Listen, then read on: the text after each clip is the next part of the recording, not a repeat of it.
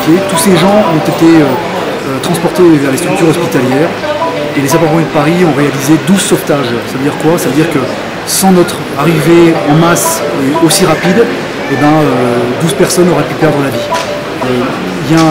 On les a classifiés comme urgence absolue. Après, c'est lié à la dose, à la quantité de monoxyde de carbone que ces gens-là ont ingéré. Ça, il faut voir ensuite à l'hôpital, en structure hospitalière, la quantité. Mais a priori là, à l'heure actuelle, il n'y a pas de victimes sur ce feu.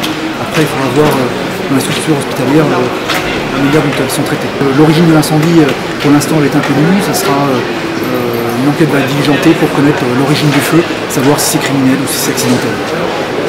Il allait aller. Du coup, ils ont pu le sortir. Il y avait une dame âgée, ils ont dû casser la vitre pour rentrer pour la sortir parce qu'elle est handicapée, donc elle ne bougeait pas. Ils ont eu un peu de mal à la sortir. Mais du côté de la rue où j'étais moi, il n'y a personne qui a sauté. Ils ont vraiment sorti tout le monde par ce côté-là. J'ai eu peur pour ces gens-là, ouais. Moi j'étais en face, la fumée venait sur nous, mais voilà, j'étais impressionné quand même par les gens, comment ils ont réagi, parce que les petits jeunes là qui sont rentrés dans l'immeuble plein de fumée, qui sont rentrés, ils n'ont pas eu peur, ils sont sortis. C'est des gens que je connais, ils sont tout le temps là, ils sont rentrés.